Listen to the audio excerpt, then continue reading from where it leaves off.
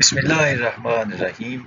عام طور پہ اردو زبان میں ہم حالت امن سے مراد یہ لیتے ہیں کہ جب کوئی جنگ نہ ہو رہی ہو، کوئی لڑائی نہ ہو رہی ہو اور کسی قسم کی کوئی دہشت گردی نہ ہو رہی ہو۔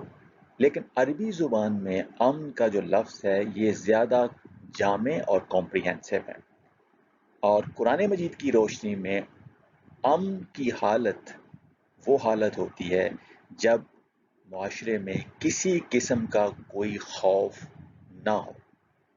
اس کے لیے ہم قرآن مجید کی کچھ مثالیں دیکھتے ہیں۔ مثال کے طور پہ سورۃ النساء کی آیت نمبر 83 میں آیا ہے کہ وَإِذَا جَاءَهُمْ أَمْرٌ مِّنَ الْأَمْنِ أَوِ الْخَوْفِ، اور جب ان کے پاس آئے کوئی امر امن یا خوف میں سے۔ تو اس آیت میں جو امن کا لفظ ہے وہ خوف کے مقابلے میں آیا ہے، تو لہٰذا جو حالت امن ہے وہ خوف کے نہ ہونے کا نام ہے۔ اسی طریقے سے سورۃ قریش کی اگر چوتھی آیت دیکھیں تو اس میں اللہ تعالیٰ کے بارے میں کہا گیا ہے کہ آمنہم من خوف، کہ اس نے انہیں امن دیا خوف کی جگہ۔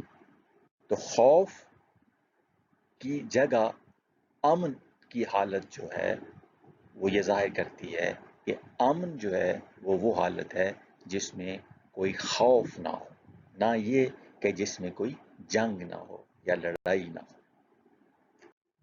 اسی طریقے سے سورۃ النور کی اگر ہم 55 نمبر آیت دیکھیں تو اس میں آیا ہے کہ وَلَا يُبَدِّلَنَّهُم مِّن بَعْدِ خَوْفِهِمْ أَمْنًا، اور وہ ضرور ان کی خوف کی حالت کے بعد انہیں امن کی حالت میں بدل دے گا۔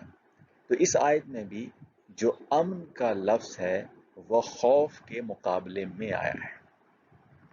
اگر ہم سورۃ النور کی یہ 55 نمبر آیت پوری دیکھیں تو اللہ تعالیٰ نے وعدہ کیا ہوا ہے ان لوگوں سے جو ایمان لائے اور جنہوں نے صالح اعمال کیے کہ ان کو استخلاف فی الارض ملے گا، اور دوسرا یہ کہ ان کے دین کو تمکن ملے گا، اور تیسرا یہ کہ ان کی جو خوف کی حالت ہے وہ امن میں تبدیل ہو جائے گی۔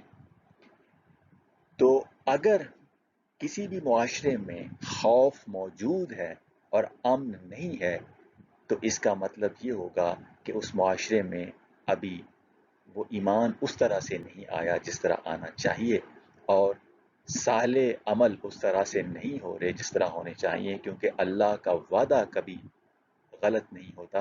تو اللہ نے وعدہ کیا ہوا ہے وَعَدَ اللَّهُ الَّذِينَ آمَنُوا مِنكُمْ وَعَمِلُوا الصَّالِحَاتِ لَيَسْتَخْلِفَنَّهُمْ فِي الْأَرْضِ كَمَا اسْتَخْلَفَ الَّذِينَ مِنْ قَبْلِهِمْ وَلَيُمَكِّنَنَّ لَهُمْ دِينَهُمْ الَّذِي ارْتَضَىٰ لَهُمْ وَلَيُبَدِّلَنَّهُمْ مِنْ بَعْدِ خَوْفِهِمْ أَمْنًا۔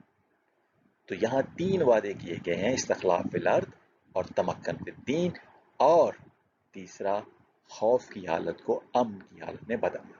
تو اگر ہم معاشرے میں چاہتے ہیں کہ امن قائم ہو جائے اور کسی قسم کا خوف نہ رہے تو یہ تبھی ممکن ہے کہ جب ہم وہ والا ایمان لائیں جو اللہ چاہتا ہے، اور ہم وہ والے صالح عمل کریں جو صالح عمل کرنے کا جس کا حکم دیا گیا ہے۔ وما علینا الا البلاغ المبین۔